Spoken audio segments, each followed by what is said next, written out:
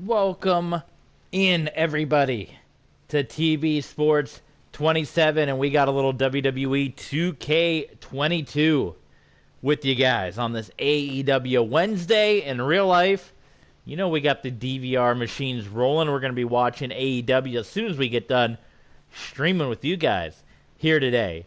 But we got an episode of Monday Night Raw as we officially have jumped into the month of August. We are on the road to Summerslam. We're going to be checking your comments in the chat in just a moment. I'm pulling up my notes here just so we can know what we're going to be looking at on this episode of Monday Night Raw here in Universe Mode. Here you can see we have begun August. This is going to be much like we have in real life. We're kind of been in sync in a little bit with how we are in real life. That never been the plan. It hasn't been my plan. We already know a couple of matches already signed for SummerSlam. It's going to be the WWE Championship Hell in a Cell match. Edge defending against Retribution leader Mustafa Ali. The WWE Tag Team Championships on the line. Happy Go Lucky. That's Baron Corbin and Madcap Moss defending against the Usos. And it is official, the WWE Women's Tag Team Championships on the line. Generation Now defending against Thunder Rock. Some of the things we've been seeing as well on Universe Mode. The new conspiracy put together Sami Zayn and Damian Priest.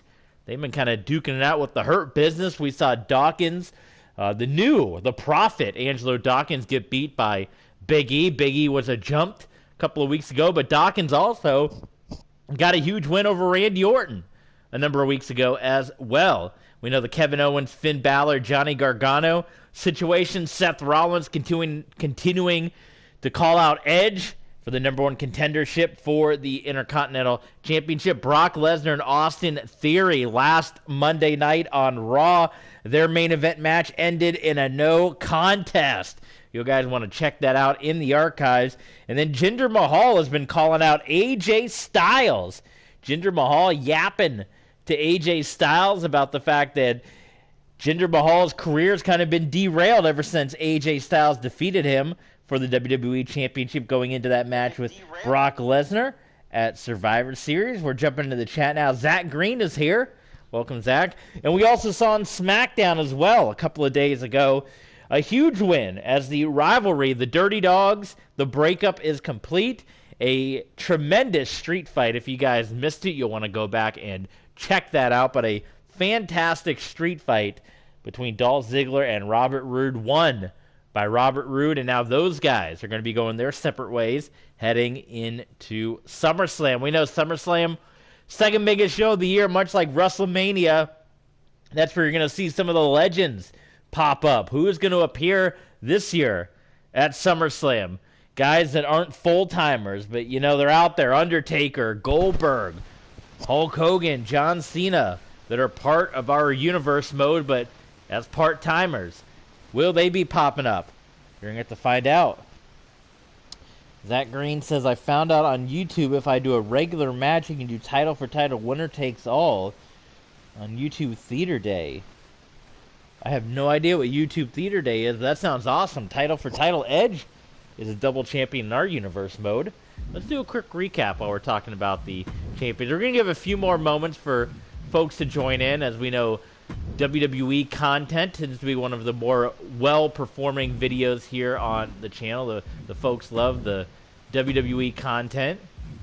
And you can see, here's our list of champions here. There you can see Edge, the WWE Undisputed Champion Austin Theory, United States Champion Edge, also the Intercontinental Champion. Happy Go Lucky, your WWE Tag Team Champions. Becky Lynch, the WWE Women's Champion. You have Generation Now, Tamina and Natalya, the Women's Tag Team Champions. And the 24/7 Champion, Taiji Ishimori, which that title has resided in New Japan for the last 2 months or so, ever since Akira Tozawa ran off with it. I believe we're going to see another 24/7 title defense here on this broadcast with Taiji Ishimori to see if he can hang on to it. Real quick as well, we'll get the plugs out of the way before we jump into Monday Night Raw. We always encourage you guys to follow along with us on Twitter. We are at TB Sports 27, TB Sports 27 on Twitter. And we posted a couple of tweets today, and that's where you can ask us any questions. You can interact with us one-on-one if you want to know what we're streaming, what we're planning on streaming. Any questions, you can hit us up on Twitter to do that. Alpha is here. Welcome, Alpha. Glad to have you a part of the stream. In fact, we posted earlier today, we uploaded on Patreon 5 more episodes. In fact, the entire first season of the Georgia Force franchise mode from our original YouTube channel, now up on Patreon. We uploaded an additional 5 episodes this afternoon, and we made the post on Twitter. So if you weren't following us on Twitter, you wouldn't have seen that, and you wouldn't have known that Season 1 of the Georgia Force now up in full on Patreon. You guys loved that series originally. If you want to get a little taste of it, you can check out the one episode we released for free, the Orlando Predators Georgia Force episode. It's in the playlist under Patreon exclusives, but all 5 new episodes, so that's about an additional hour and 40 minutes of bonus content uploaded to Patreon today.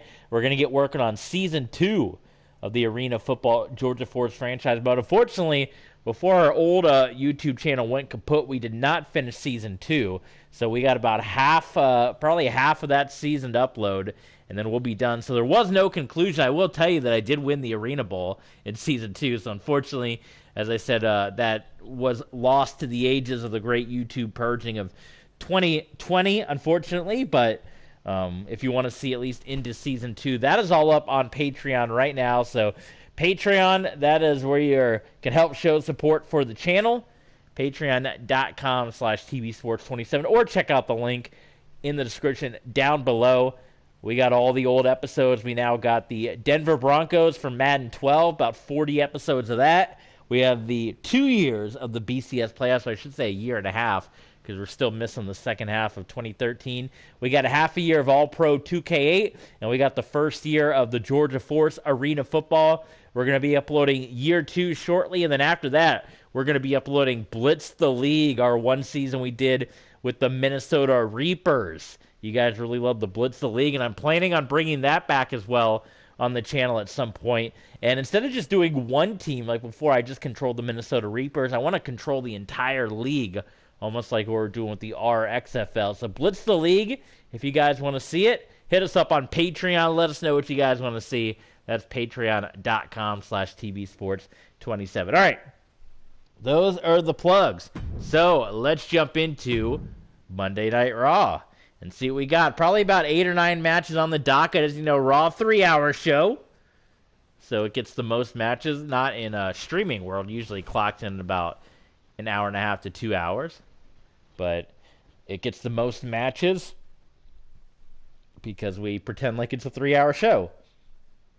So we will jump into it shortly and see what is going to happen. Again, the big breaking news that we heard at the end of actually at the beginning of our last stream of Main Event, Mr. McMahon, just like in real life, here in virtual world, he is retired. He is done.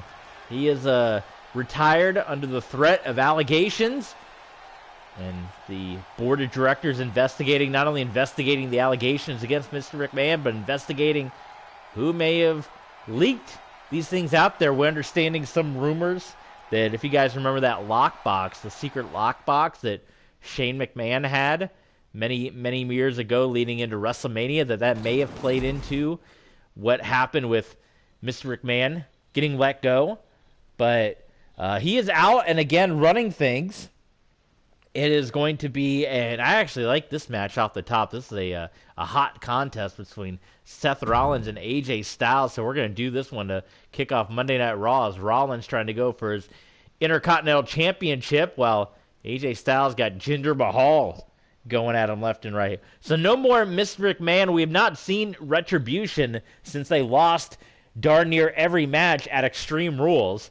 And we don't know what the conclusion is. Right now, we know that a combination of Adam Pearce, as well as members of the WWE Board of Directors, are kind of running things and help put this card together. You know, there's rumors out there possibly Triple H, Stephanie McMahon as well being in the mix, but no Retribution that we've seen yet here tonight, which is going to be very strange, going on week number 2, not hearing anything from Retribution or the #1 contender for the WWE Undisputed Championship at SummerSlam, Mustafa Ali, also missing in action. So we'll have to see what happens as the weeks continue here on the road to SummerSlam, as well as NXT's Bash at the Beach. That is also on the horizon. So we got Brian here. Zach, we all saw SummerSlam, man. You got to check out, if you want to hear our thoughts, Zach, on SummerSlam, check out some of the streams from this past week, a lot of the baseball streams that we did. We went in-depth talking about SummerSlam. So check out some of those streams in the archives if you want to hear the SummerSlam chatter that us and some of the other users had here. We got Alpha going to 2K17 for Universe Mode. And Chad Gable, the new GM. That'd be interesting. We haven't used Chad Gable in our Universe Mode quite that much, so.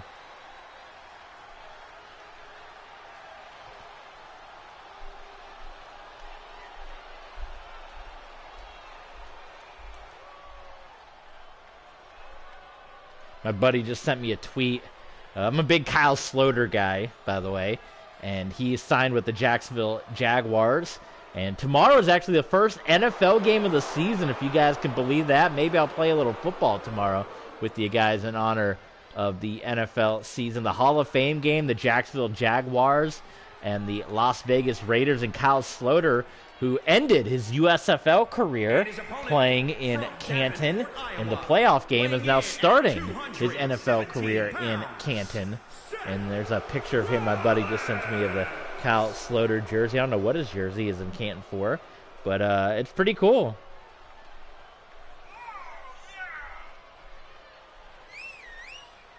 Big news today, too. Slam Ball is coming back. I don't know if you guys heard that.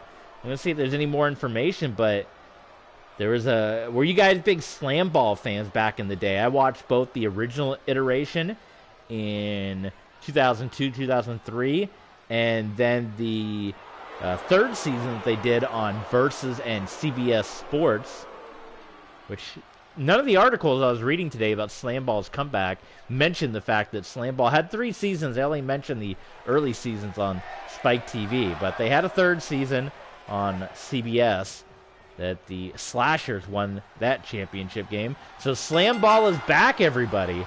Allegedly, 2023, the Mason Gordon, the guy that's been running the thing from the very beginning, announced the comeback. So are you guys excited for Slam Ball? Maybe we'll get a Slam Ball video game. That would get me back into basketball there. So here we go, kicking things off with Seth Rollins and AJ Styles. Does Rollins not have a diving move? Oh, no way. There you go. Why was he doing that? I was hitting the same button. So Rollins diving out on the Styles. Seth Rollins, again, acting very selfishly. As we kind of mentioned, we want Edge. We realize that Edge is double champion, but for the sake of the future of WWE, we need Edge to be at 100%. He's got a Hell in a Cell championship defense, his second one, against Mustafa Ali. And Seth Rollins is trying to get Edge to pull double duty to defend the Intercontinental Championship at SummerSlam against him.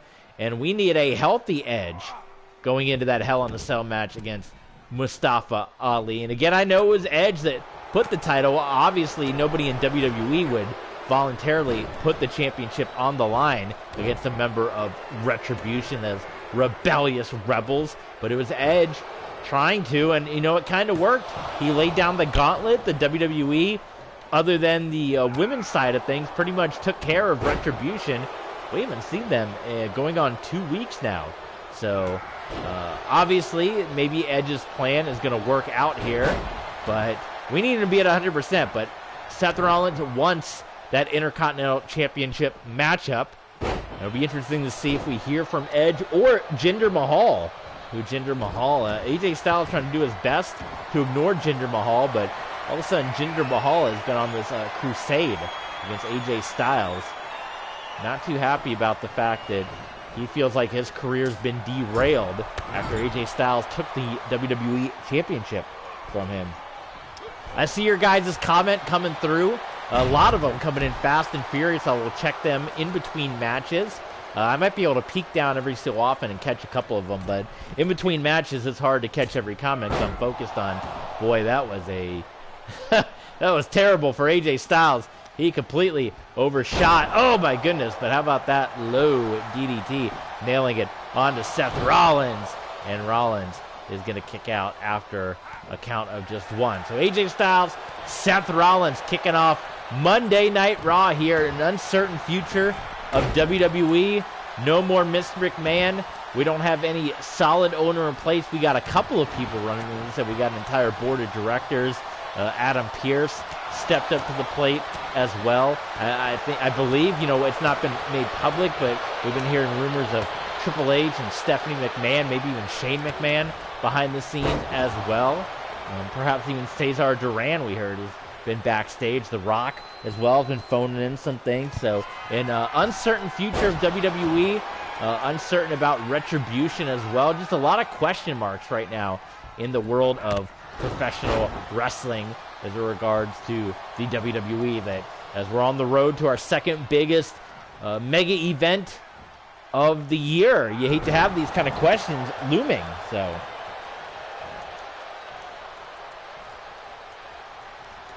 collar elbow tie up here by the Phenomenal One. Backbreaker into a neck breaker. Nice combination there by the Phenomenal AJ Styles. Pele kick. Rollins trying to get back into this one, and Styles ducked under. Pele kick hit, but again, Seth Rollins kicking out. Seth doesn't want to lose momentum. I guess neither does AJ here. Big clothesline. Seth Rollins winning the multi-man matchup last week on Raw, and that's where he started barking orders about the fact that he wants that Intercontinental Championship from Edge. Seth Rollins stomping away, and out of nowhere, curb stomp onto AJ Styles. How about it? Styles, though, kicking out at a count of two. That was, what do you guys think? A bit of a desperation curb stomp from Rollins. AJ up to his feet, double axe handle. Rollins nails it on the Phenomenal One.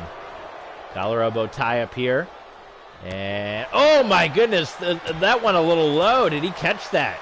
Referee looking right at it. He didn't call it. And Styles is going to roll into a calf crusher here. He's got it locked in. And Seth Rollins, wow, how about the elbow to the spine, the small of the back there of AJ Styles. Taking AJ, oh my God, right to the back of the head. Rollins nails him, and he's going to roll AJ into the cover. Here comes the official, and AJ is going to power out of this one.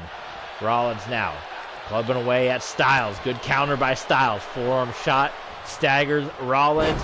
Boy, these guys are just going at each other's necks, are they not? Neck breaker after neck breaker. Back and forth.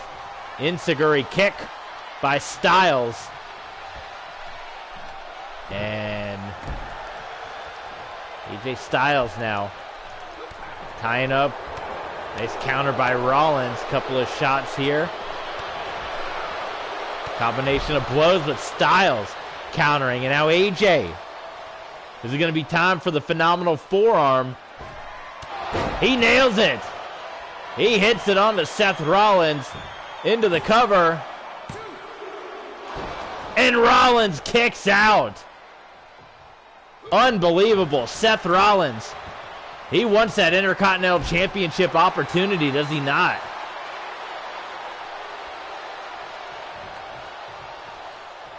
Styles going to go to the top here. Is it going to be a little spinal tap action? No, he's going to call Rollins up.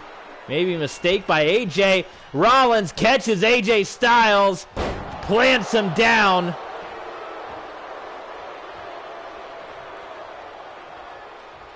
How about one more? No, I thought it was going to be a neck breaker. Shot to the back for good measure. And Seth Rollins is going to hit a big-time curb stomp.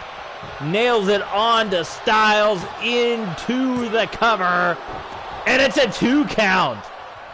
Oh, my God. You knew You knew this match was going to be big business with these two getting together. Sling blade by Rollins, and it has not disappointed, kicking off the post Mr. McMahon era of Raw. How about one more shot to the back of the head? Into the cover. And it's a 2 count again. And Rollins. Where's Rollins going? He's going to go higher. Oh my God, no. Seth Rollins. Seth Rollins. Don't end it this way. Rollins has the sledgehammer. He's got the hammer. Styles. Pump handle. Gut buster. Into the cover. Rollins kicks out.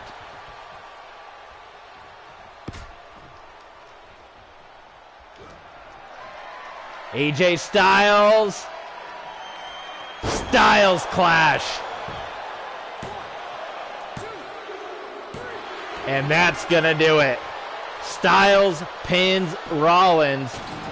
And maybe Styles will be taking that Intercontinental Championship opportunity. Well, that'll quiet down the conversation as AJ Styles pins Seth Rollins. But will that shut Rollins up for the time being, or is it just going to make his conversation louder? Who knows? That Intercontinental Championship match hanging in the balance. All right, let's check into some of your guys' chat. We got Alpha, who did a wrestling match with their friend today. Very fun. Brian is in jail with Tucker. The Almighty Fight Club. Zach Green retracted a message. Rick Boobs. Yes. All right. Thank you guys for the chat. Keep them coming. We'll be peeking into your chat in between matches here. Let's see what we got next on the docket here for Monday Night Raw. Still no sign of Retribution. I can get used to this non-Retribution Monday Night Raw. Very peaceful around here. King Jordan is here. Welcome into the King. Welcome in, my friend.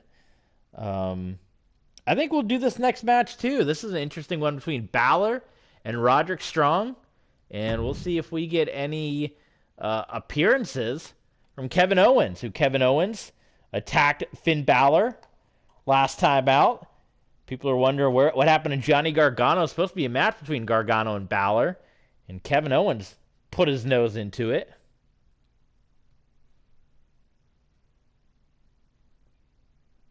AEW is very soon. Yes, Jordan, I have my DVR machines rolling, and I'm going to be catching it. Hopefully, I hope to be done streaming by 9 p.m.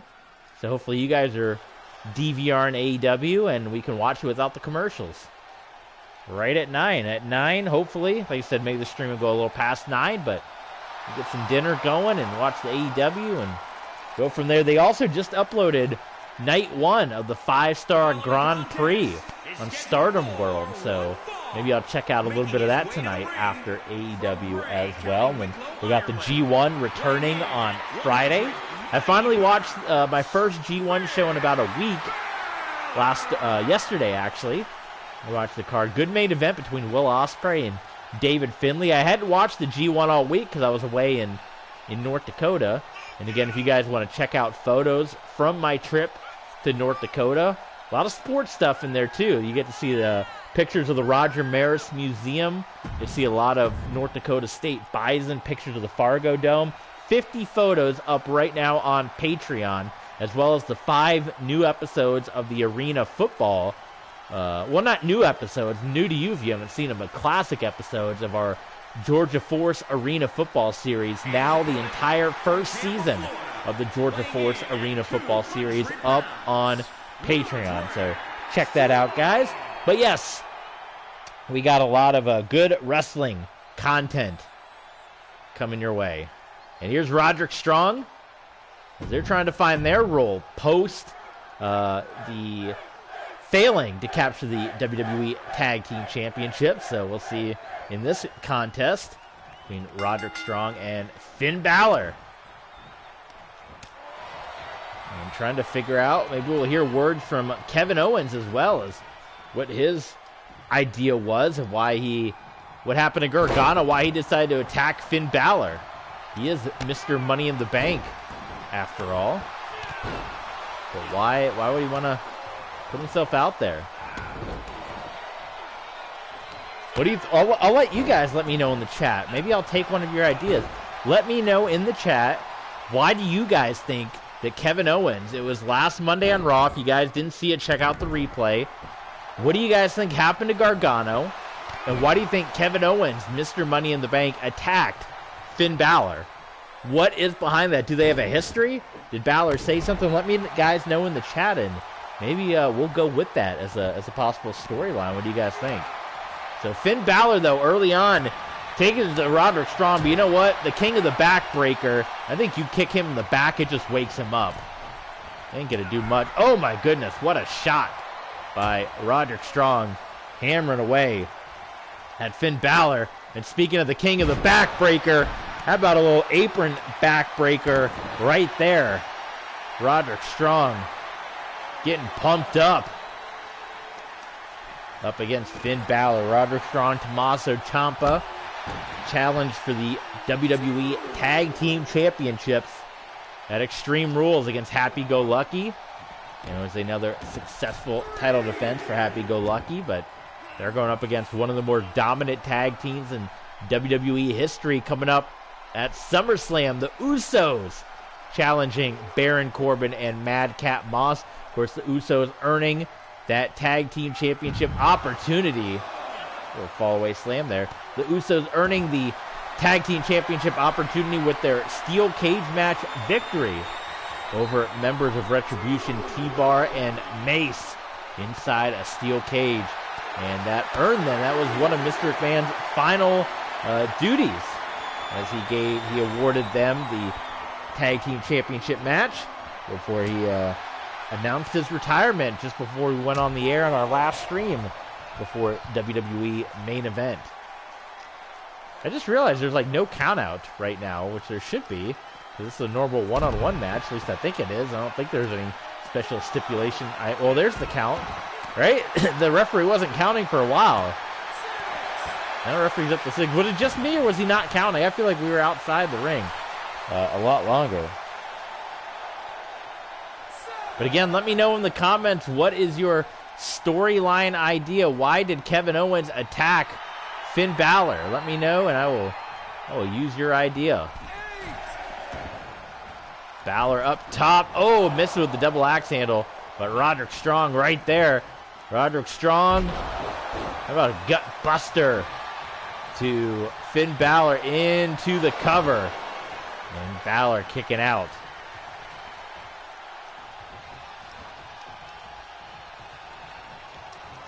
Tie up here, Irish whip, and up and over. Balor getting sent back out to the floor. So Roderick Strong trying to keep it. They're trying to brawl outside the ring a little bit. No sign of Kevin Owens just yet.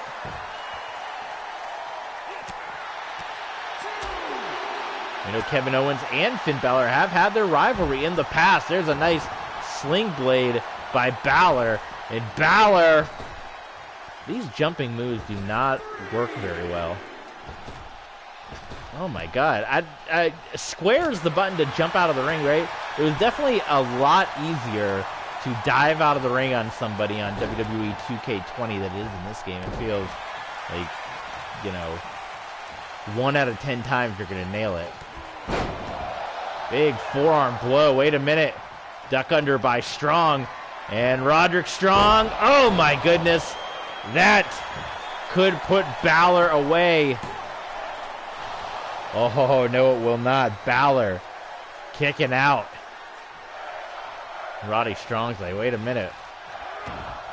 Oh, look at Balor. Balor's going to roll through and hammer away. Balor elbow tie up here. Finn Balor. Nice shots.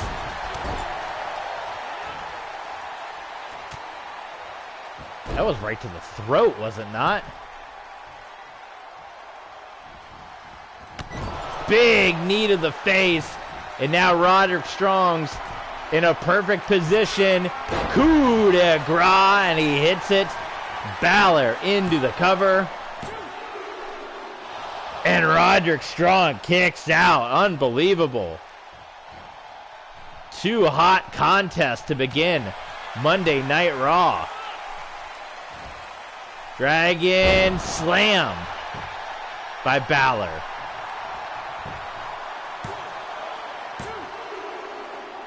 And Strong kicks out again. Unbelievable. It might take 3 finishers to put Roderick Strong down. The coup de grace. And how about the Spike Impaler DDT? That finally does it. And Finn Balor, looks like it says Winnerb with a little accent over the A. But there you go. Finn Balor picking up the win. And we're going to see a little sign of respect here. Maybe Roderick Strong can team up with Balor. Maybe they can figure out what the deal with the Kevin Owens business is. Could that be a potential? Maybe Finn Balor, Roderick Strong, Ciampa being a little team. Who knows?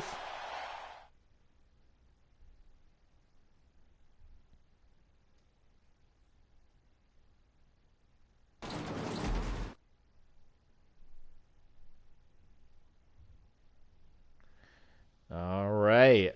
So let's see. We're going to jump out of universe mode now because we are going to do our, as you can see right there, we're not going to do it in universe mode because we can't pick the New Japan arena for some reason.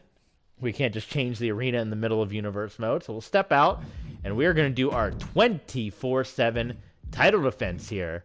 Let's just do one-on-one this time. We've done different variations of it. We always do falls count anywhere here. And it's going to be Taiji Ishimori defending his 24/7 championship. But who's he going to defend against? I don't know. Let's just hit random and see who comes up here. Not going to be Yeti. It's going to be someone in Japan, obviously. Madcap, Roman, Barry Horowitz. Maybe he went all the way to Japan. How about Zack? There you go.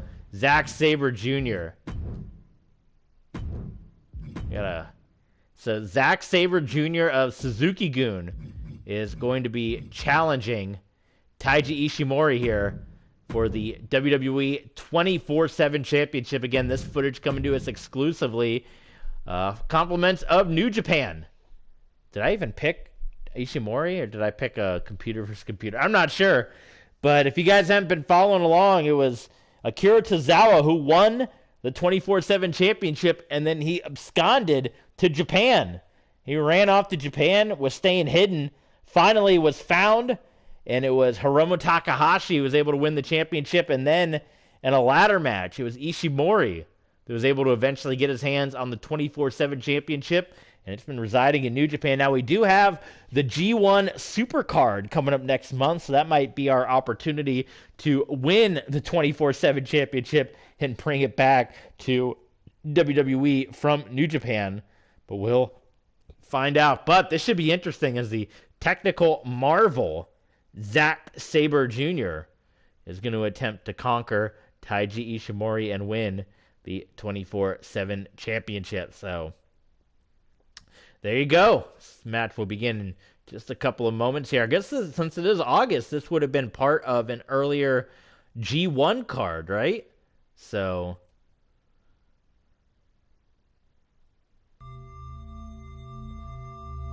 this would have been a part of the G1 climax that you guys are seeing in real life. Is a Falls Count Anywhere match.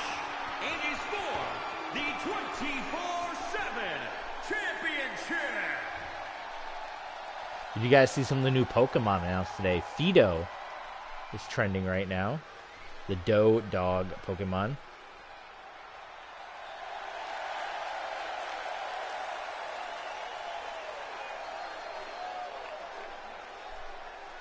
And there is your challenger, Taiji Ishimori.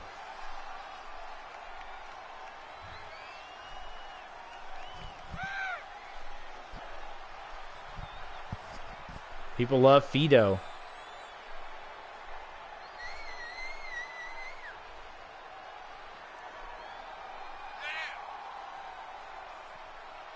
What do you guys think? Is Zack Sabre Jr., can you be a technical wizard and be part of this division?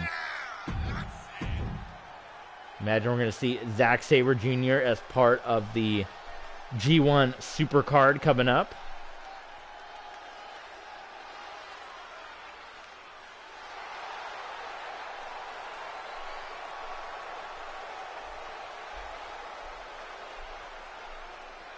And there he is. There is your WWE 24/7 champion, Taiji Ishimori.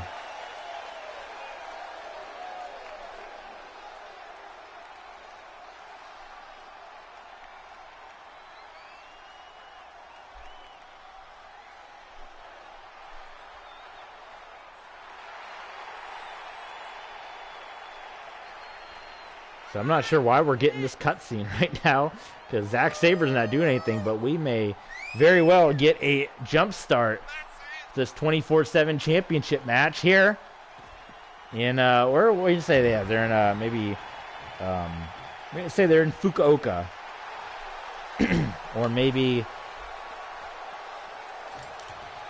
they're in Roppongi for this match. Here we go. Jump start, it is underway. Bone Soldier, Taiji Ishimori. Yes, this is WWE Monday Night Raw.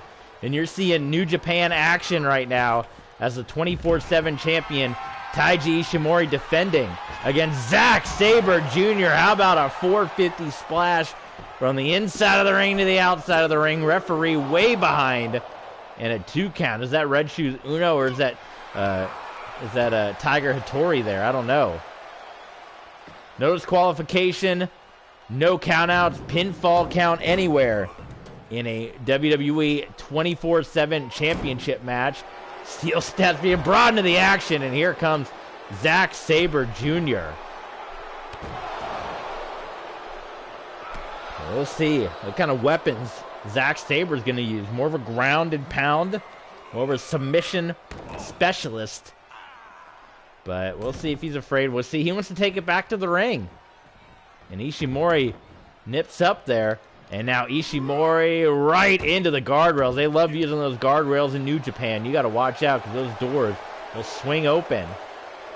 Now the hat coming off, the mask coming off, the jacket being tossed to the side.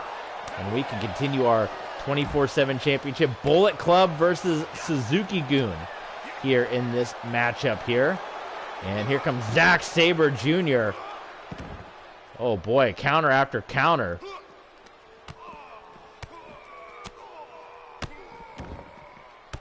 Oh my God, what a double stomp or double knees to the face by Ishimori here. Well, Bullet Club action here. Are we going to take it to the ramp? I think so. I think Ishimori, it falls count anywhere. How about a little Selena Del Sol on the cement floor? And I'm not sure what happened there. Red Shoes didn't want to count it. Well, it's not often we see New Japan matches spill up the ramp. Every once in a while you'll see Hiromu Takahashi, which this could be dangerous, honestly, because for the 24/7 championship, anybody could just run in here and try to attack. So you're getting close to the entranceway here, but we are up top. And this falls count anywhere match for the 24/7 championship. And maybe Ishimori, his strategy in this one is to keep Zack Sabre Jr. away from the ring where he can lock in some of those submission accolades. But then again, he doesn't have the ropes to get to, so maybe less of an advantage than he thinks. Here and there, you see the submission being locked in by Zack Sabre. He'll twist you into a pretzel. Ishimori, I think Ishimori wants to climb up maybe a Steve Blackman style.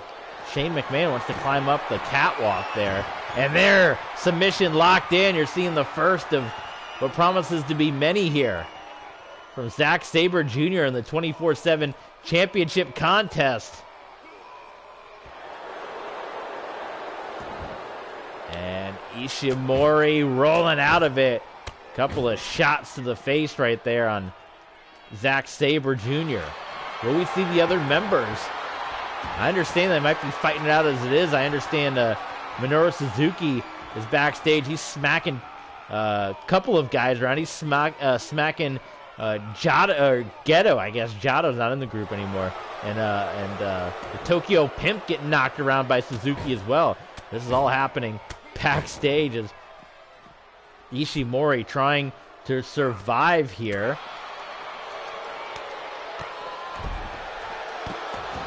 We are up on the ramp. This is for the 24/7 champion. Would be a quick escape, though, if Ishimori can get the win up on the rampway. Oh, my goodness, right into that steel beam and knocking Zack Sabre Jr. down. Maybe it's Ishimori trying to escape. Can you go backstage in this arena? I guess you can't. You're kind of locked in, huh? Into the entranceway. Right into the catwalk in those lights. Hits him into it again. But here comes Zack Sabre Jr. fighting back. Ishimori's got him. Rolling through. Right on the entrance ramp. Sabre stomping away. Oh my goodness. There's going to be blood shed into this contest. Get that camera from another angle. We can't see through this. That's what people at WrestleMania see when they get one of those corner seats. Oh, what a counter by Ishimori. Oh, look at this. Ishimori. Knees to the collarbone there. Into the cover. Red shoes. And Zack Sabre Jr. kicks out. Unbelievable.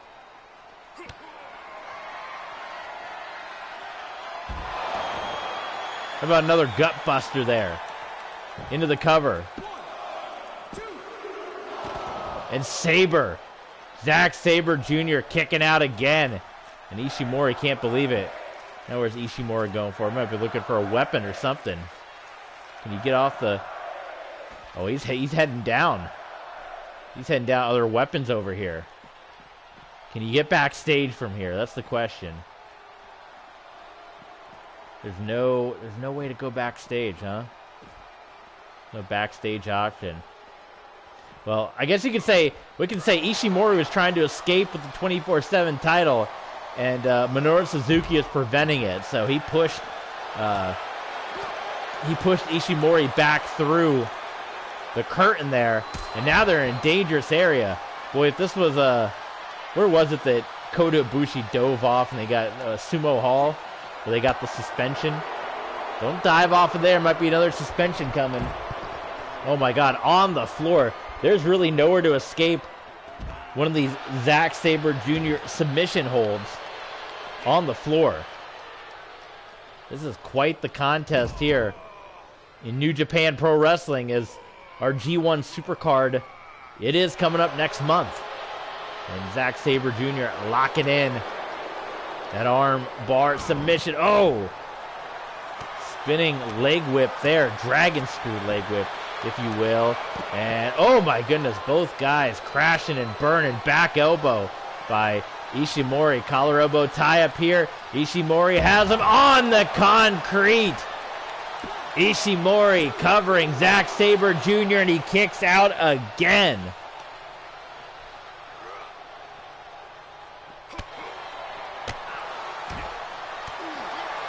Maybe we can get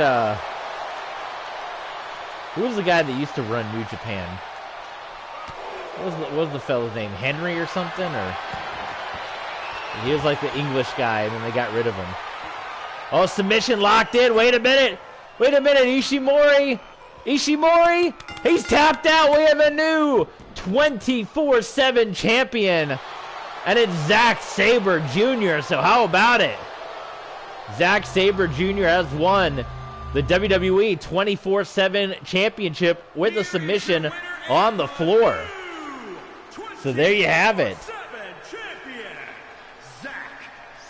Zack Sabre Jr., your third New Japan era 24/7 champion. So there you have him, the submission specialist. All right, let's jump into your chat. You guys have been chatting it up. I love it. Zach Green and Brian talking about their 24/7 championship. That's awesome. Alpha's got his factions going on. And Brian's got his unique stipulations as always. KJ is here. Welcome, KJ. Glad to have you aboard. Glad to have you in as we're doing our universe mode. And you just saw a brand new 24/7 champion crowned here, which is pretty big business, I do say so. So now we got to do a little editing. So we got to edit our champs.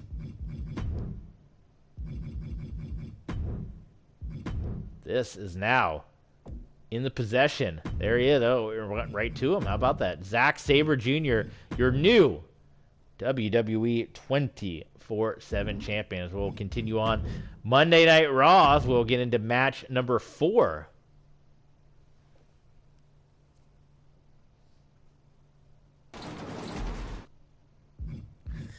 Let's see. We can keep this up. Let's edit this.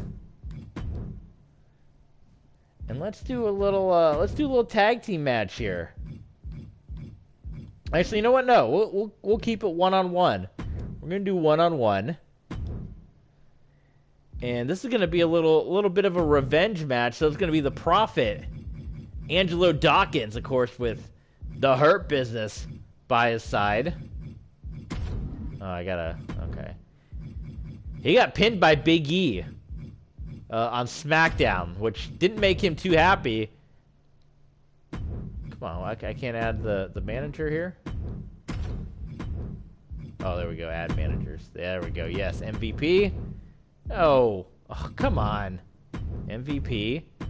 Why does it should default right to Bobby Lashley because they're in the same group. And he's going to be going up against a former WWE champion in Kofi Kingston. And of course, Kofi is going to have Xavier Woods. He's going to have Big E by his side in this one. And we saw Dawkins pick up a huge victory after becoming the Prophet, Angelo Dawkins. He defeated Randy Orton. Well, we saw him follow that up with a solid loss to Big E. Big E pinning Dawkins, and then the big attack happened. We also know members of the conspiracy have been involved with this little rivalry as well. So we'll see if them pop up at all. Let's while this is loading, let's check out some more of your comments. We got Chelsea. We got Chelsea Football Club. I wonder if Ospreay challenged one of the top titles on Raw. We'll have to see. G1 Supercard season is coming, so we'll see if any of the guys switch over. Debbie Papper. Says Zach Green. I don't know who Debbie Papper is. The British Warfare, says Brian. Yeah, Hurt Business, New Day. I guess so, pretty much, yeah, right? That was kind of the rivalry for a while, but not only these two teams, but the conspiracy part of the mix. And we'll see if they make an appearance at all. Don't you dare be sour. Clap for your longest reigning tag champs and feel the power. Maybe we'll even see RK Bro in the mix, because I mean, all these teams are kind of getting involved now. Again, it was Dawkins that pinned Randy Orton. I mean, it's kind of like a whole trios thing here. We had Dawkins pin Randy Orton. We had Big E pin Dawkins. We had the conspiracy get beat by the New Day. So maybe if the conspiracy adds a third member or something, maybe we can have a little, I don't know, we can have some kind of like trios warfare here between New Day, the conspiracy, the Hurt Business, and RK Bro, because we know they're kind of loosely associated with Jordan Devlin, since Devlin got his big win over Randy Orton to join the main roster. So this is going to be Kofi Kingston one-on-one against the Prophet, Angelo Dawkins. And we know Dawkins not happy. They attacked Big E. And there he is. The Prophet. Angelo Dawkins.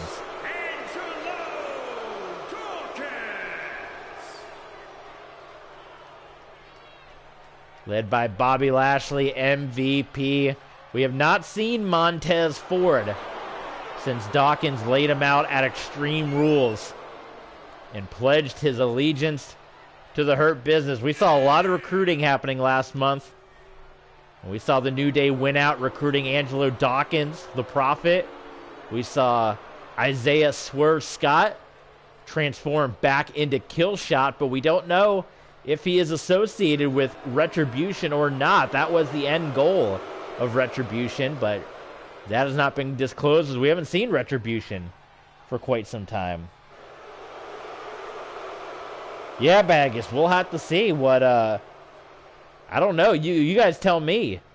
I'm still waiting to hear from you guys, too. What do you guys think? I want to use one of your guys' storylines. Why did Kevin Owens attack Finn Balor last time on Monday Night Raw? And in fact, speaking of, we understand backstage right now, while that 24/7 championship pre-tape was happening, Kevin Owens and Finn Balor got into it backstage once again, and even Johnny Gargano was involved. So that feud continues, but I want to hear your guys' ideas. Why do you guys think Kevin Owens attacked Finn Balor on Monday Night Raw? What the heck happened there? You guys let me know. I'm going to use the best idea. And I can imagine they're probably in store for a contest coming up at SummerSlam. But right now, the Prophet, no problem, taking it to a former WWE champion in Kofi Kingston. And we could be looking at a future WWE champion. What do you guys think? The Prophet, Angelo Dawkins. Kofi Kingston catching Dawkins, dragon screw leg whip. Hits it to perfection. A big knee to the face now of the Prophet. Kick to the spine. Rocking Dawkins. And Kofi gonna head up top. Combustible elements all at ringside. Big splash. Kofi Kingston landing on Dawkins and into the cover here. Quick kick out by the Prophet.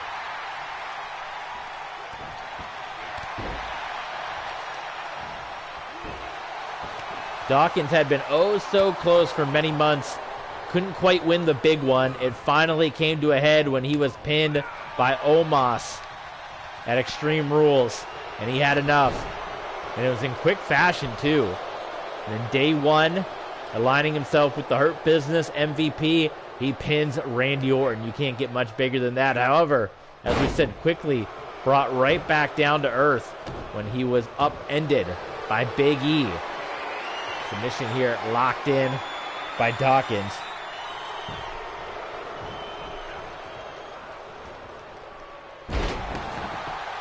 Into the cover. And Dawkins kicks out. That was a close one again. Snapmare onto the Prophet.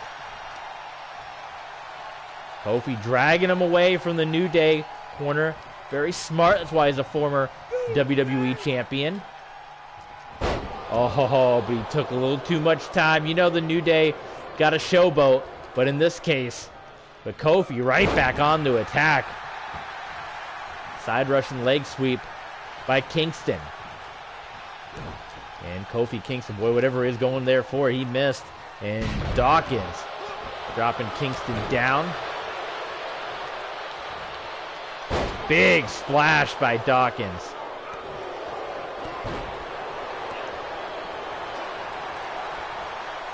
Kofi Frankensteiner, nicely executed onto Dawkins.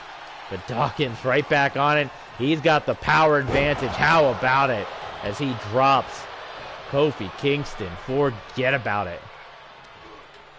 Picking him up and over.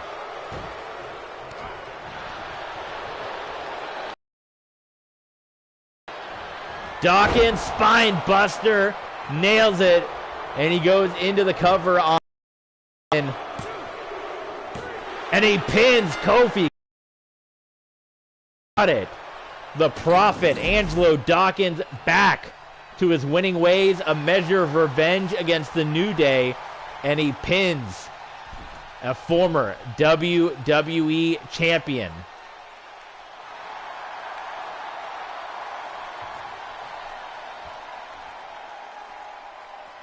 Kofi Kingston, he ain't too happy. He's heading out, and guys, we're going to have to go into imagination land. So everyone close your eyes as the New Day heading up the ramp. Here comes the conspiracy. It's Sami Zayn, it's Damian Priest, and they attack the New Day up on the ramp. Their rivalry continuing, but making the save, Randy Orton, Matt Riddle, and Jordan Devlin. So all the teams fighting on the ramp. Hurt Business staying to themselves up top.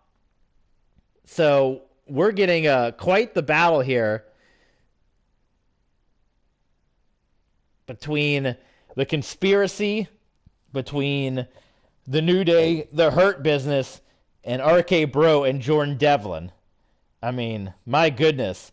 So the attack, the New Day attacked on the ramp just now by the conspiracy, Sami Zayn and Damian Priest, but Randy Orton and Matt Riddle and Jordan Devlin making the save. We're going to see some kind of big war coming up, are we not, at SummerSlam. All right, so we are going to edit, and we're going to delete this match because we're not going to do it. How about Becky Lynch versus Asuka? That could be interesting, the former WWE Women's Champion here, and the current Women's Champion. Let's see. Let's check out your comments here. Kevin thought Balor was looking to get him kicked out of WWE. Wow, that sounds like a big... why would he just do that suddenly? He was jealous of Finn because he got more title shots than him. Let's see. You guys Seth Rollins challenging Mustafa Ali for the Digital Impact Championship. Very nice. Maybe we could just say maybe he looked at Kevin Owens' Money in the Bank just the wrong way backstage, and Owens kind of felt a certain kind of way. Simple enough, right? Here comes the WWE Women's Champion.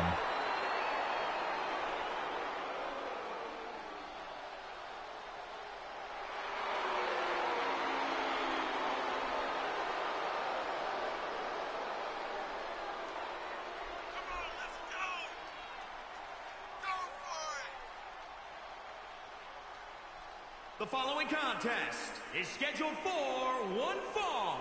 Making her way to the ring from Dublin, Ireland, the WWE Women's Champion, Becky Lynch. There she is, Becky Lynch. Big time Bex.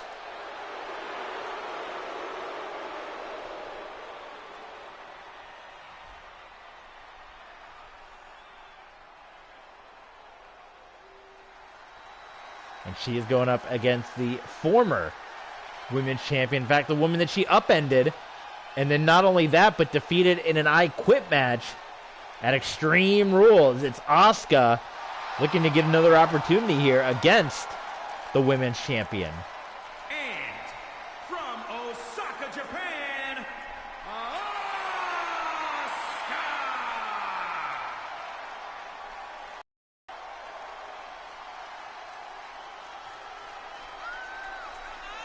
Will we see the rivalry continue leading into SummerSlam?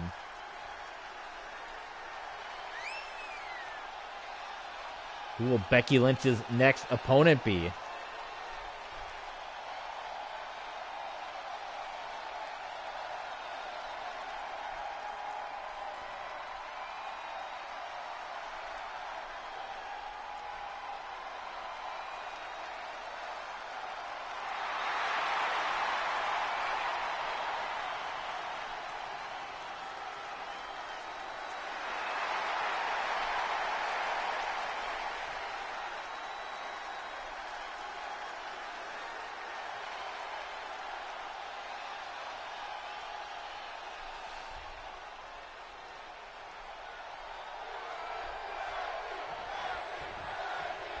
All right, here we go. Keep your comments coming, guys. We'll check him in between the matches. We got the WWE Women's Champion. It's an Extreme Rules rematch with the Empress, Asuka. I guess we can go in and edit Asuka a little bit because she doesn't wear that shirt anymore. Seems like she's kind of dropped that. Headed to the floor now, Becky Lynch to SummerSlam. Nice dragon screw leg whip by Asuka on the outside of the ring. Oh my goodness, Becky Lynch. That's a concussion waiting to happen right there. Smacked right into that metal framing of the ring. But now Asuka doing a little dancing right there. And getting tripped up by big time Bex. The WWE Women's Champion, of course, always looming is Miss Money in the Bank, Charlotte Flair. Is continuing her run. She vows to cash in Money in the Bank on the grand stage at WrestleMania to win her next WWE Women's Championship. And she also vows for the rest of this year to make the Money in the Bank briefcase more important than the WWE Women's Championship. She wants all eyes to be on her while she's got the briefcase. So we'll see. I don't know if Charlotte's booked on the show here tonight, but I would imagine if not, she'll definitely make an appearance on SmackDown. Crossbody. I understand coming up in just a moment, too, we're going to hear from Robert Roode, fresh off of his victory against Dolph Ziggler. If you guys did not see it, after this stream is over, you guys are going to want to go into the archives. You're going to want to click on playlists, and you're going to want to watch SmackDown, the last SmackDown that we streamed. You can't miss the thumbnails, a picture of Robert Roode in a bloody shirt on the thumbnail. Him and Dolph Ziggler had a street fight for the ages that you're not going to want to miss. It was the end of the Dirty Dogs. Check that out. One of the greatest street fight matches in WWE history.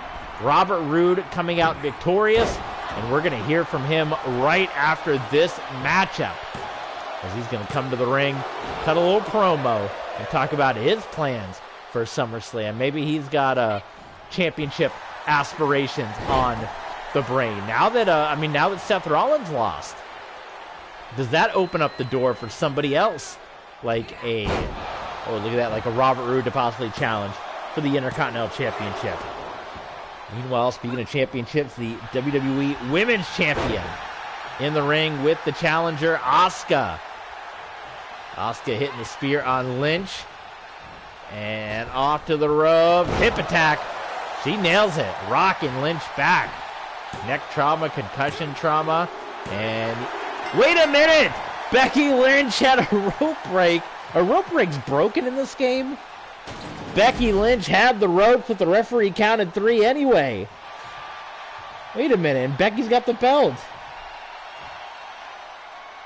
I have no idea what's going on, folks, and here comes Bianca Belair. Well, Universe Mode's going haywire right now. Becky clearly got the ropes, but she's celebrating with the title, and here's Bianca Belair. So maybe, just maybe, we'll get a little triple threat match at SummerSlam. What do you guys think? Becky Lynch versus Asuka versus Belair?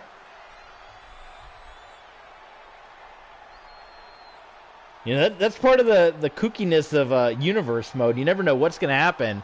And we saw some weirdness right there. Controversy as Lynch got her hands on the rope. Referee counted anyway, and then here comes Bianca Belair. So maybe we'll be in store for a triple threat match. All right, let's check your guys' comments here. Baggis says a fatal 4-way for the tag team title. Well, the tag team champions are Happy Go Lucky, and they are currently going to defend the titles against the Usos. But we could see a fatal 4-way match between Conspiracy, New Day, RK Bro, and the Hurt Business. Absolutely. Finn did not hold Money in the Bank, no, but Kevin Owens is Mr. Money in the Bank. Zach Green having a solid Universe Mode as well. KJ saying Kofi versus Orton versus Dawkins. That could be very interesting. Tell you what, KJ. KJ, remind me next time we stream. Hit me up in the chat and remind me. The next time we stream, it'll be SmackDown. Hit me up and remind me of that match, because that's a very interesting match that I would like to do. So hit me up and we'll knock that out. Walk with Elias TV. Well, that'll kind of show what Elias be like, some street music show, right? Come on. All right, let's continue on here. So we're going to do a little editing. Well, Edge and Mysterio, what do you guys think? It says rivalry match. We're going to do a couple more matches, too. Austin Theory, Johnny Gargano. These are all interesting potential rivalries, so I kind of want to see how they'll all play out. Maybe we'll see something with Brock Lesnar in that main event. So we would have 6, and we can add some more matches, too. Let's go ahead. I think Edge and Mysterio is just a good little, fight.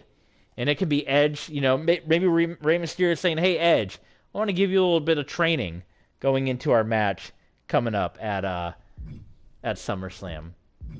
So we did, how many matches have we done? We've done 4 matches plus 5 was the New Japan match. 6, 7, 8. So let's add an 8th. And that could be our big main event. And let's see, what didn't we really... going. I think we've kind of covered everything. Maybe I don't know. Maybe something with the Usos. Maybe a little preview of let's see here.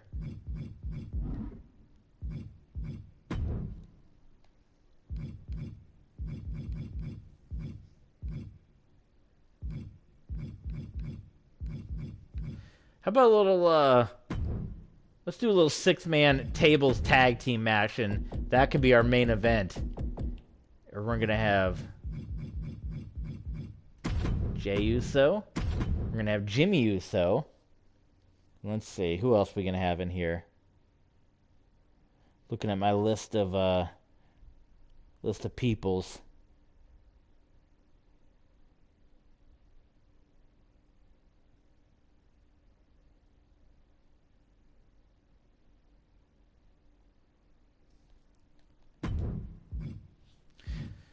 Kind of booking on the fly, so, ooh, you know what? I got an idea. How about we throw our guy Drew McIntyre in the mix, because he's still got a score to settle with the Big Boss Man who lost the jailhouse match and hadn't gone to jail yet. So, this is going to be happy-go-lucky. And I'm not so sure, by the way, speaking of, Big Boss Man in jail, maybe he needs to call up his old buddy IRS, because I'm not so sure that Baron Corbin hasn't been paying his taxes since he won all that money in Las Vegas. So we have to keep an eye on that. But here we go. These are going to be the final 3 matches of the card. It's going to be Edge and Rey Mysterio in kind of a tune-up match for Edge, getting ready for Mustafa Ali. Similar size of Ali and quickness of Ali and Rey Mysterio. So Rey Mysterio, out of the goodness, doing that little favor for Edge. How about Johnny Gargano and Austin Theory, who have been embroiled in a rivalry since we began our universe mode, but we'll be interested to see if Brock Lesnar or Kevin Owens make an appearance, since they were all kind of tied together. And then our big main event, the Usos, the #1 contenders to the Tag Team Championships, teaming up with Drew McIntyre, going up against Happy Go Lucky and the Big Boss Man. So a couple of rivalries coming to a head in this one, and what's been a pretty fantastic Monday Night Raw. And oh, what is this? That is not Rey Mysterio. So we're gonna get a little bonus action here. I don't know. This should be interesting. Because Lashley was kind of in the middle of that battle with all the tag teams, but now all of a sudden is Lashley going to be sticking his nose in this maybe Intercontinental Championship opportunity that Seth Rollins kind of left out on the table? And is that going to create any tension as well? Edge is your Intercontinental and your Undisputed Champion. I still don't know why he doesn't come out with both titles. Unless we have to, set that up in the... Maybe we have to set that up in the entrance. I'll look at create an entrance after this. Someone remind me and see if we have to set that up. But Edge should be coming out with 2 championships because he is the Intercontinental and Undisputed Champion. The following contest. But the whole reason Angelo Dawkins joined MVP and became the Prophet is because MVP was going to send him on a singles run. If Bobby Lashley comes and takes the Intercontinental Championship, is that going to create any kind of issues between them? I don't know. That's what makes the world of pro wrestling so very interesting. Former WWE Tag Team Champions Edge and Rey Mysterio about to go one-on-one. Again, these guys are friends, and this is kind of a friendly match, if you will. You know, you get friendlies in soccer. We get friendlies here. And Rey Mysterio, knowing he's of similar stature, similar quickness, wrestles very similar to Mustafa Ali. Rey Mysterio saying, hey, I want to help you out. Me and you, let's go toe-to-toe here on Raw and give you a little bit of practice before you get your next match with Mustafa Ali. A little bit of training here. So here we go. Now, we haven't seen Bobby Lashley yet. I don't know why his picture came up like that. But we'll see how this match turns out. Edge and Rey Mysterio, former tag team champions, going at it. How about a little Poison Rana? And still no sign of retribution.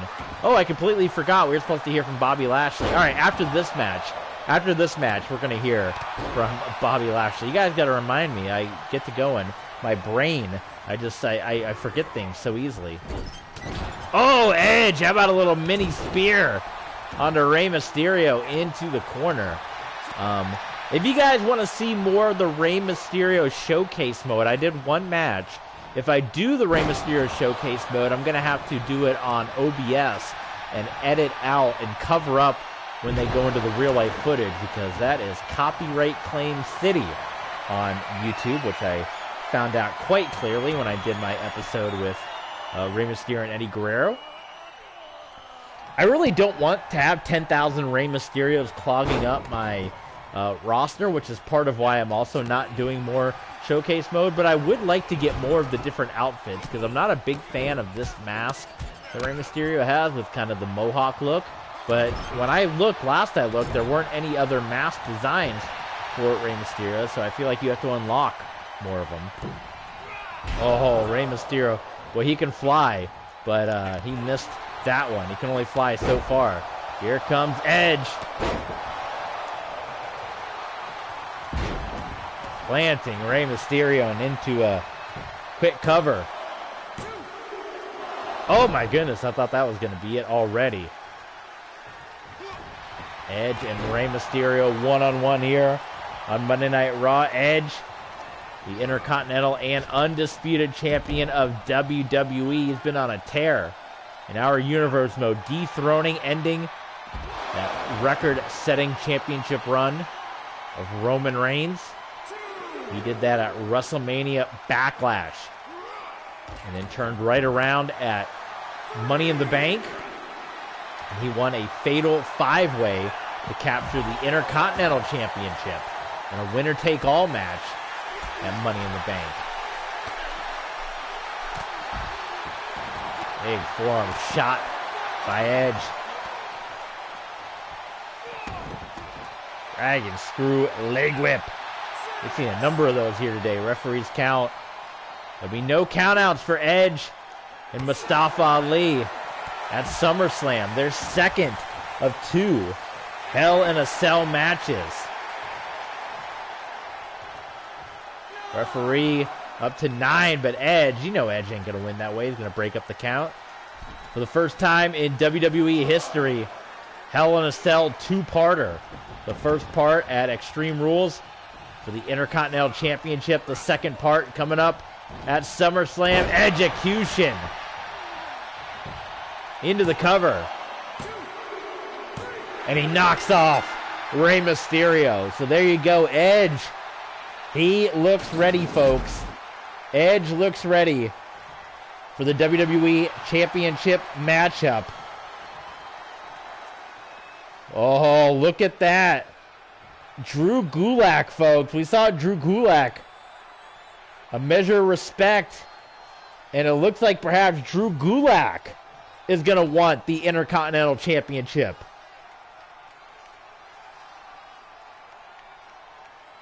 Drew Gulak is a former Intercontinental Champion, so maybe, just maybe.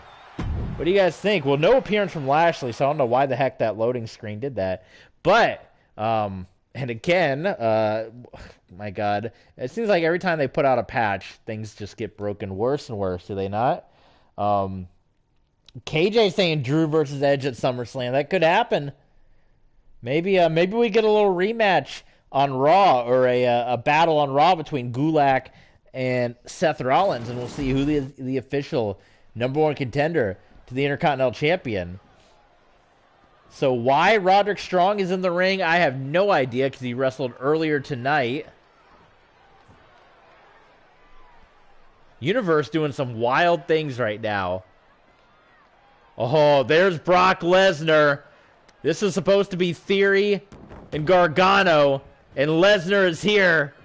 Lesnar and Theory. Well, I don't know why we got Roderick Strong. What's happening? What's happening? There's Gargano. Why is this game so broken? So Austin Theory was not going to fight Gargano. Gargano was supposed to fight Finn Balor last week on Raw. Gargano disappeared. It was Kevin Owens who appeared and attacked Balor. They had their fight backstage. I forgot to do the all right, I'm going to do the thing again with Robert Roode. So everyone close your eyes. So Robert Roode comes out. Big win. He defeats Dolph Ziggler at SmackDown. Last SmackDown. Go check it out in the archives. Fantastic match. So Robert Roode says, boy, a lot of people are coming out here talking about that Intercontinental Championship. We got Rollins. We got Gulak. Maybe I won. And as he's talking about what his plans are for SummerSlam, woo! And the Nature Boy, Ric Flair, comes strutting out now. Ric Flair, he had his last match in real life. I don't know if you guys saw Ric Flair's last match, but in our world, he's just like all the others, like Goldberg, like Undertaker. He's one of the legends that pops up from time to time. So Ric Flair comes to the ring and says, Robert Roode, look at me. You want to be just like the Nature Boy. Now, last time we saw Ric Flair, remember Ric Flair and Hulk Hogan had their one-on-one matchup at WrestleMania that Flair got the victory in. So Flair says, Robert Roode, you want to dress like me with the robes, you wear the Rolex, you talk about making all your money on Wall Street. Well, Ric Flair was making money before, I can't do the Ric Flair promo, but just imagine how Ric Flair making the money before you was even making and Ric Flair, woo, across the ring, and Ric Flair says he remembers Robert Roode being a part of Fortune in TNA, and says he had big plans for guys like Robert Roode, guys like AJ Styles, try to take him under their wing, and now he's seeing a rip-off Ric Flair, in his words, in Robert Roode, and Ric Flair basically getting to the, I don't know, how do we end? They just go back and forth, and Ric Flair has some not so good things to say about Robert Roode. So it looks like potentially Robert Roode, his next endeavor could be battling Nature Boy Ric Flair at SummerSlam. So there you go. There was Robert Roode and Ric Flair having their confrontation.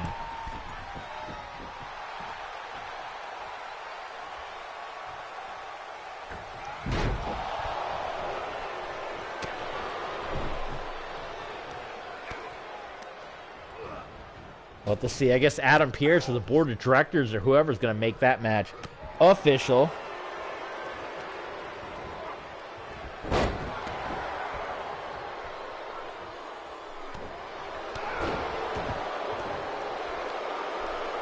Austin Theory. Oh, we saw Brock Lesnar. I'm surprised, actually, Brock didn't do more to Austin Theory. They had their matchup on Monday Night Raw that ended in no contest last week, ended with Austin Theory through the announce table. Here this week, Theory, unfortunately for Theory, the reason he's gotten so many championship opportunities, U.S. Intercontinental, is because of Mr. McMahon. Mr. McMahon has gone, I got to block Ron Cannon 53, keeps sending messages and messing up my stream. Folks add you to a group on PS4 and send you messages. Oh, what a block by Gargano. Up and over.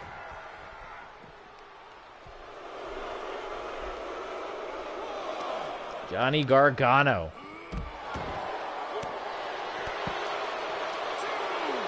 What's his involvement with the Kevin Owens situation going to be? Into the barricade. Main event coming up next. 6-man tables match. Drew McIntyre and the Usos up against the WWE Tag Team Champions Happy Go Lucky and the Big Boss Man. Brock Lesnar still at ringside, or he might have headed back already. Into the ring post.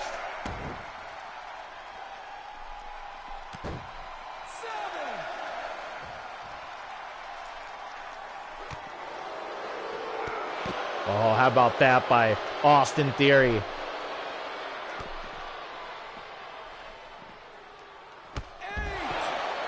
Knee to the back of the head.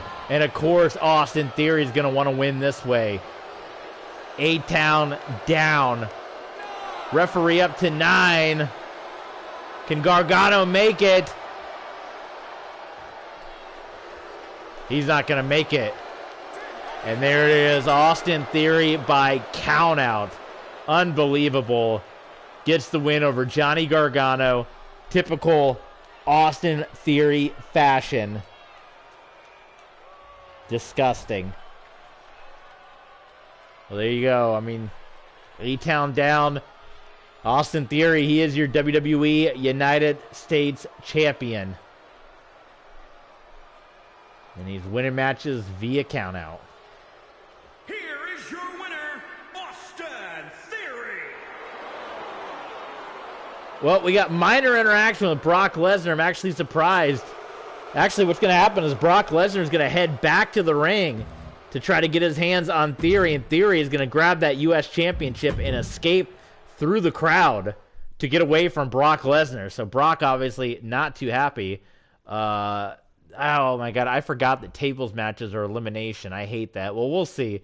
We might have to simulate if it gets kind of long, because the last time we tried to do a tables match, it took forever, because this game, for some reason, makes 6-man tag matches elimination style. I forgot about that. And that's never been a thing in WWE by default. So I don't know why it is in this game as in such a manner. But we'll see how it plays out. If it starts dragging on, we'll just end it and make our own story like we did before. It got to where it's down to 3-on-1, and the match just was not ending. So we just picked a winner. Alrighty.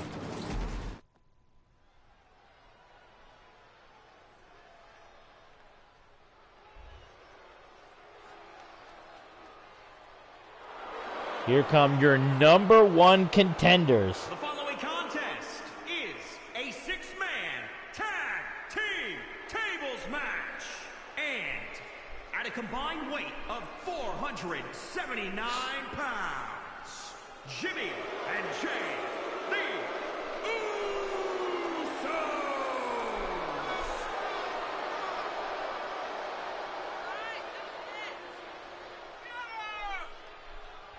What do you guys think? Are the Usos going to finally be the ones to knock off Happy Go Lucky coming up at SummerSlam?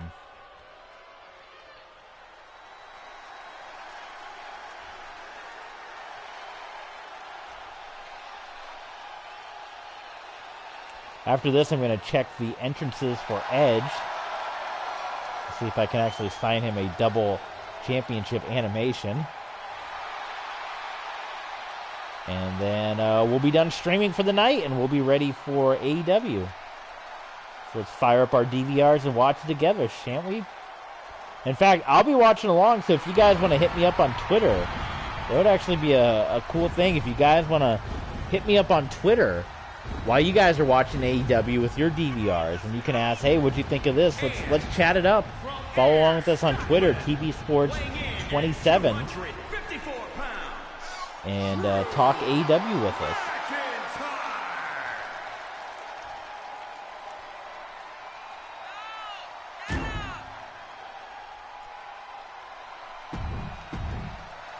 Drew McIntyre, he is hell-bent on getting Big Boss Man to live up to his end, and now even more so. It's kind of up to Drew McIntyre because now there's no boss. Mr. McMahon is gone, so who's going to enforce that stipulation? It's going to have to be up to Drew McIntyre himself. The World Tag Team Champions.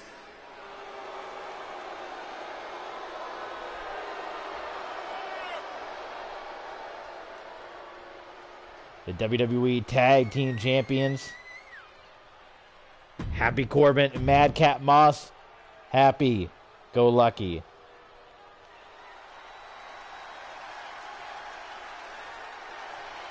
And from Cobb County, Georgia, weighing in at 300. That's the Big Boss Man. The Big Boss Man.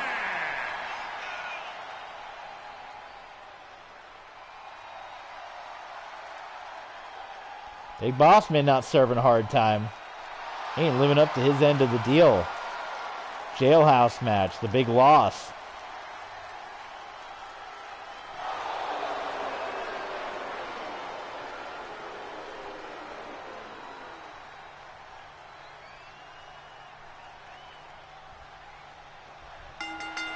Here we go. Tables match underway. I guess it's elimination style. I want it to be one. Is there a way, do you guys know, is there a way to make tables matches just one table to a finish? Because elimination matches, while yes, they have happened in WWE history, elimination table matches are not the standard. So I don't know why they're the standard in this game. When you pick a six-man tables match, they should not be the standard. Nice big slam there by Drew McIntyre.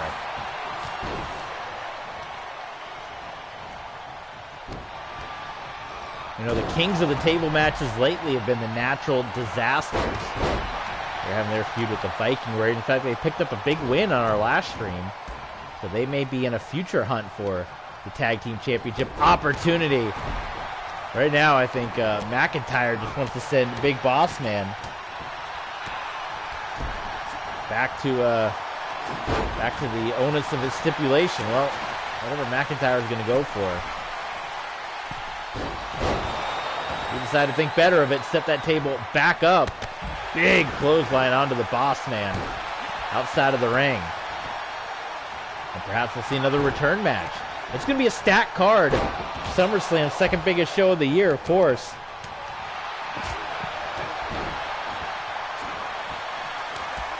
Most likely be a two-part stream again. I think that's kind of going to be the standard going forward for the mega event / pay-per-views, premium live events, is to split them up into two halves because they are so long. Because if not, they're usually about 3 hours long. And the YouTube algorithm, when they get uploaded, does not tend to favor the longer videos. They tend to favor videos that are between 30 minutes to an hour, which is usually when we stream, which is why we try to make it about an hour or so, because that's usually what favors YouTube and what performs the best.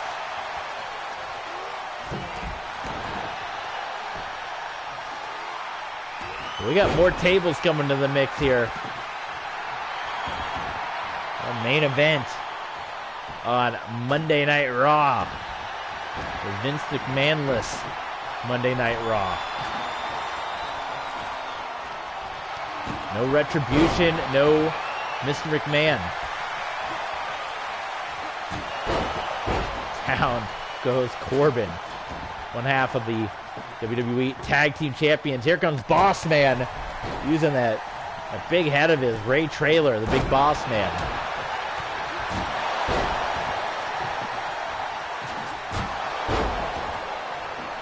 Table's getting set up now. McIntyre in a bit of a no man's land. Boss Man blocking it. He's got McIntyre. He might put him through the table. No, McIntyre again able to fight out of it. That's quick thinking. by McIntyre. Oh, he couldn't get the big frame of the Big Boss Man spun around there in time.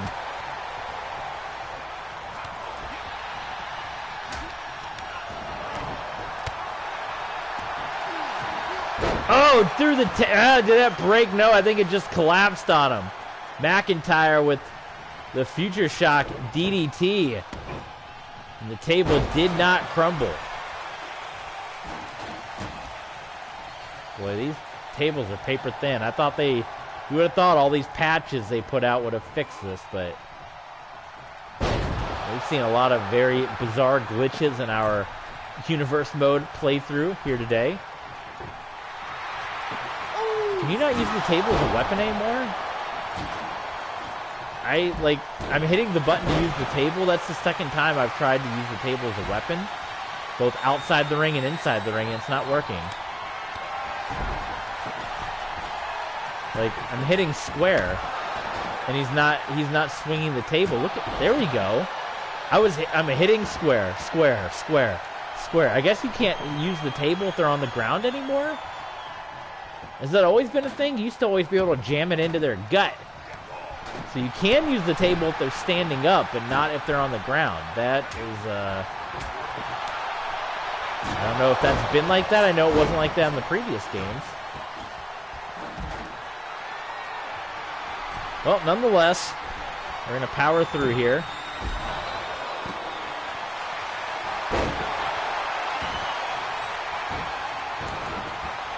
And Madcap Moss looking like he may be the thought he was going to be. He countered out.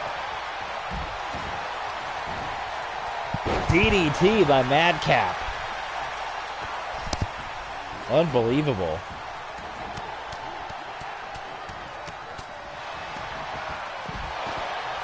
Well, he's got McIntyre now. Back elbow by McIntyre. Someone's going through the table. And it looks like it may be... Well, I thought it was going to be Madcap. Apparently not.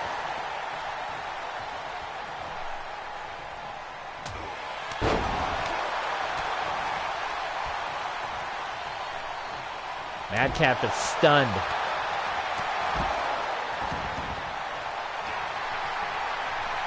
Here we go. Here we go. Through the table. Madcap eliminated.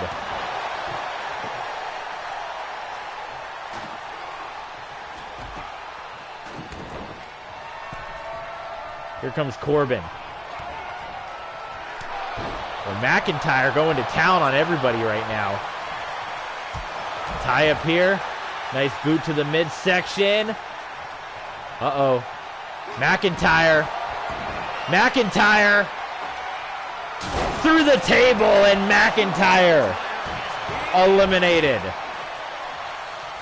So we're down to the Usos, Corbin, and the Big Boss Man here. Good stuff on Monday Night Raw tonight.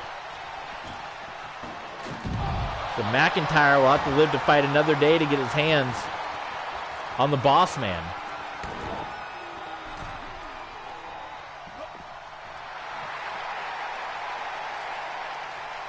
And this is unfortunately where it gets into dangerous territory with the computer.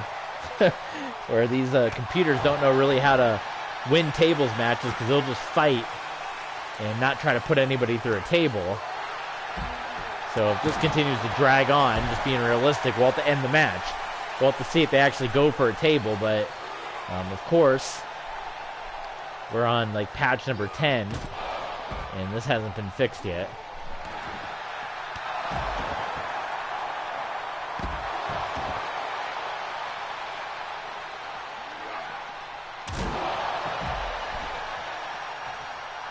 Well, into the steel steps goes Jimmy Uso.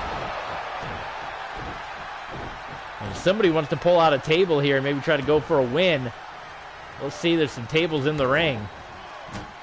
Oh, we might see one of the Usos going down. That's Jimmy Uso through the table. Jimmy Uso, so it's down to Jey Uso. So all the tables stick around too in the tables match? I guess when you pull out another table, it will disappear. That's when they disappear. Well, someone's got to go for another table. But Jimmy Uso up against the 8-ball here. He's got to try to take down Happy Corbin and the Big Boss Man. I don't know, bit of a shock. Let's hear it, Alpha. What's your idea? Who's running WWE? Who do you think is going to be the heir apparent in our universe mode? It's got to be someone that's got to put an end to Retribution, right? Hopefully Mustafa Ali's not trying to stake his claim. Forget about it.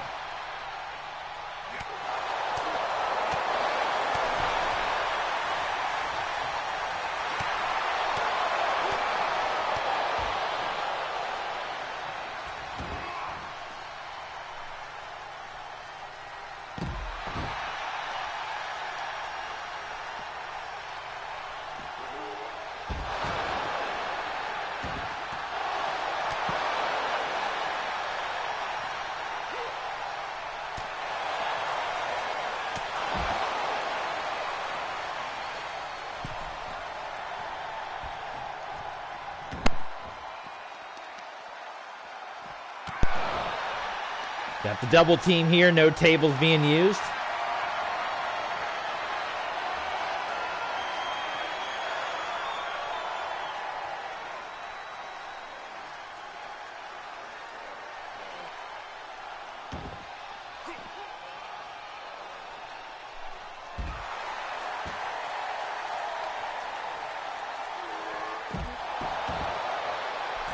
See, this is unfortunately where it gets really crappy.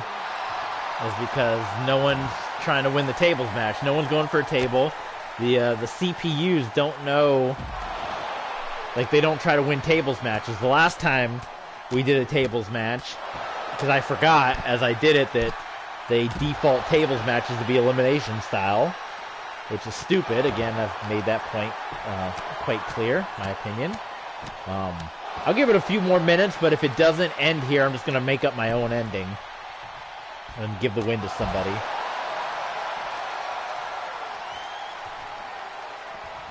Mustache Mountain. No, Mustache Mountain is not running WWE, I hate to say.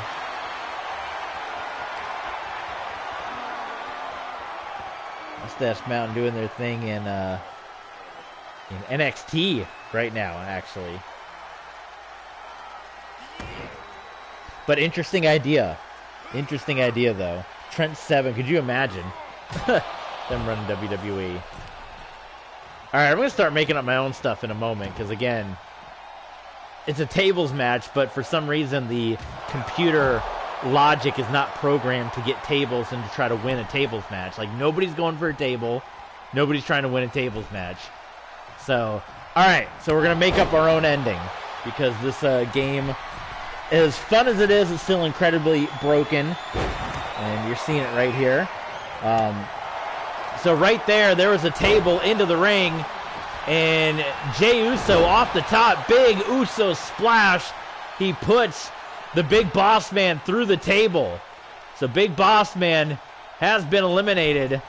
And now it is down to Happy Corbin and Jimmy Uso. So Corbin is laid out. And Uso going to the inside of the ring. He's going to hit a big splash from the inside of the ring to the outside on Happy Corbin. And Jimmy Uso is going to go under the ring. He's going to pull out one table. He's going to pull out two tables. He's going to stack both tables up. Now both tables stacked on one another. And Jimmy Uso, or Jey Uso rather, he's going to put Happy Corbin on the bottom table. He goes under the ring. He's got a steel chair, and he hits Corbin with it. And he drives it into Corbin over and over and over. So now, Corbin is on the bottom table. There's a table stacked on top. Jey Uso goes underneath the ring. He pulls out a 20-foot ladder, a Jeff Hardy-style ladder. And Jey Uso is climbing to the top of the ladder. Can you believe it? And he climbs up to the very top. He is 25 feet up into the air, and he leaps off through two tables and puts Happy Corbin through the table and down up against the odds. It is Jey Uso that survives and wins the tables match because 2K can't give us a conclusive ending to the tables match. That's how our tables match ends here on Monday Night Raw. It was Jey Uso getting the big victory. So there you go. All right, let's take a look at the results of NXT. And then we're going to get a little preview of SmackDown. And then we're going to go watch AEW. All right, look at this. All right, we're going to simulate forward here. So we've always not done NXT. That's just kind of an extra thing because I don't want to do too many shows here. But what would you guys rather see?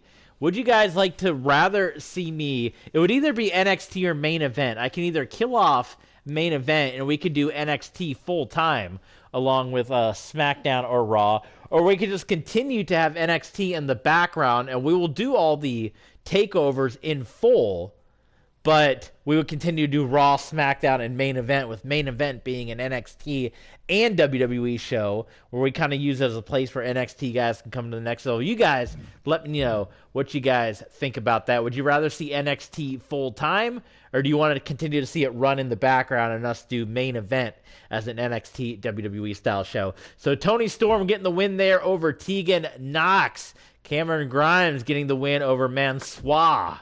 We have Ted DiBiase making his NXT debut, getting the win over Tucker and Shelton Benjamin in a very interesting triple threat match there. Jaden, you're in at the tail end of Universe Mode. We're just getting ready to sign up. We're glad to see you here.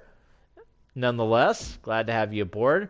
There's your boys Mustache Mountain there, Alpha. Mustache Mountain getting the win over Legado del Fantasma. They've been making some waves as the next potential call-ups coming up to WWE soon, so have to keep an eye on that. The Creed Brothers, a victory over the Lucha House Party.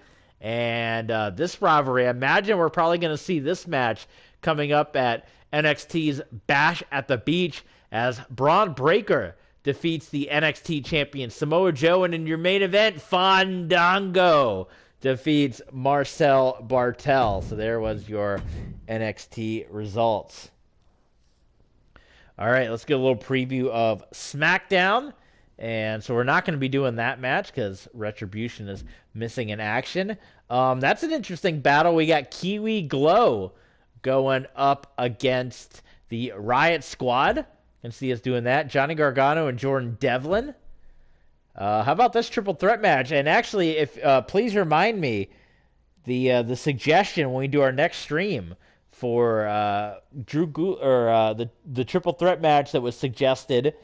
Not these guys, but the match between Angelo Dawkins and Randy Orton and Kofi Kingston. But this could be an interesting triple threat as well. Gulak, Ciampa, and R-Truth. Austin Theory and MVP. Probably swap out MVP for someone else. Miz and the Prophet Angelo Dawkins. AJ Styles and his former Colossus Omos. Maybe Jinder Mahal is behind that. I don't know. And then we have a Fatal 4-Way main event, which obviously is going to be changed up because Montez Ford is out. And Roman Reigns, who's part of Retribution, also out. So let's go to the entrance creator real quick to see if we can give Edge a double title animation. Because for some reason, he only comes out with one championship.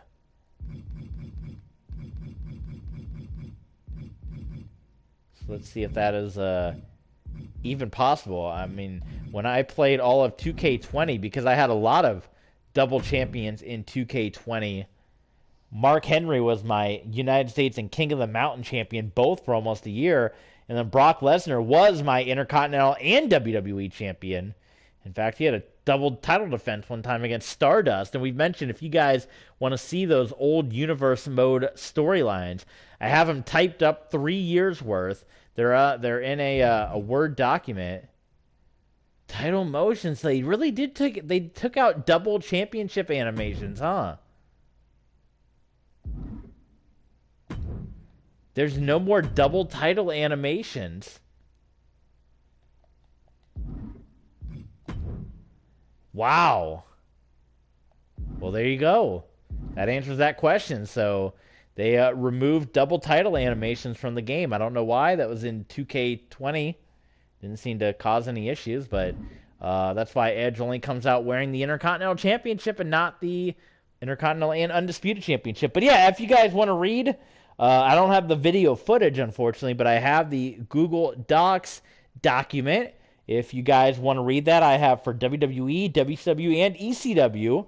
If you guys want to see that, hit me up on Patreon. Let me know, and I will upload those Google Docs to Patreon. Again, the entire first season of the Georgia Force Arena Football Series, currently up on Patreon right now. Less than the price of a tank of gas, and a cup of coffee at Starbucks gets you in the door for 1 full month.